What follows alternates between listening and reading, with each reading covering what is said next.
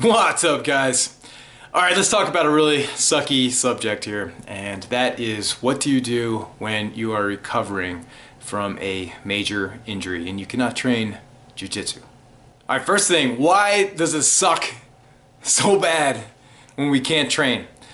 Our sport, if you've been bitten by the Jiu Jitsu bug, as I have, it's become, let's face it, it's like part of our identity now. That's something that we associate what we do in Jiu Jitsu with ourselves. That's why it's so hurtful that when we can't do it. And also, it is a huge escape for so many of us. And a lot of us have stressful lives at work, may have stressful situation at home. But when we're at our jiu-jitsu schools, we can't be touched, and we're away from everything, and we're just with our brothers and sisters there, and it's a great place to be. So when we don't have that refuge, it's hurtful. So what do we do when we can't train? First things first. Allow yourself that time to kind of like have that grieving period, to be bummed, But the thing is, get it out of your system. Whatever it takes. If you have to break down and cry, so be it. It's not the end of the world. It's helpful to help you move on. I've seen a lot of guys in football, including myself, had some bad injuries and took a long time to recover from. And man, I don't remember if I did. I may have, but I definitely remember seeing some guys that had their seasons ended. They broke down. It's a rough situation. But the thing is, I think that also helped them because it kind of like they had that outburst of all that negative energy, and then it helps bring them back to themselves and start to move on.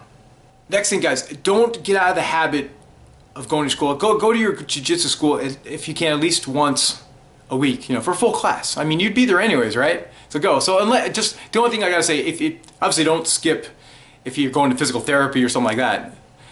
Definitely make sure that is like first priority to help you actually get healed. But go to your school. Don't fall out of the habit of that. Again, you would be there anyway, so just go. And plus, your teammates, they're going to be happy to see you and everything. And plus, it helps keep you involved in everything. And it's just be back into that place that is such a positive atmosphere for you.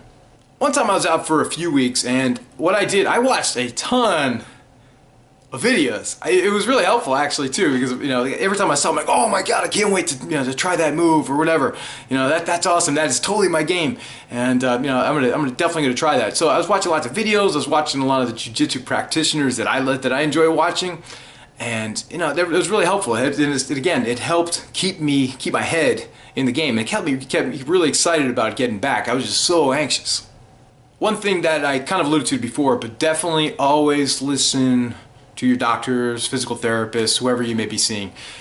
So important. They're the ones tasked with getting you back to your normal self. So whatever they have to say, please listen to them. They are invested in seeing you do well. So take their advice. And also, this should it's one thing, guys. Don't feel any shame or something like that if you need any type of like mental help, and if it's something really, if you're really down and everything, particularly people that have the first time in their life, maybe facing a serious injury. Guys, seek the help of a professional. That's what they do. They can help you get past this. Go to any events that your school may be hosting, okay? If your school's having like a picnic or something for a little get together for the school, definitely go to it. If a bunch of guys from your school, you see on Facebook, you can go see a UFC event, meet up with them, man. Again, stay in the loop with the people that you've been growing with at your jiu-jitsu school. And again, they're gonna be happy to see you and everything. And it's good to chat, good to talk. They're gonna, I'm sure it's like, oh man, can't wait to see you again. Can't wait to get back on the mat with you. They're gonna help you. Your buddies are there for you. Another very important one that I did, and this helped me a lot and helped me to focus on recovering, and it kept kind of the negative vibe away, is set a goal beyond your rehab. Right? For instance, I remember my back surgery when I had that. Essentially, the doctor told me, after you have it, you're looking at a good, nearly a year before you're going to be fully functional again and be able to do the things you want. And I was like, a year's time, man, that's a lot.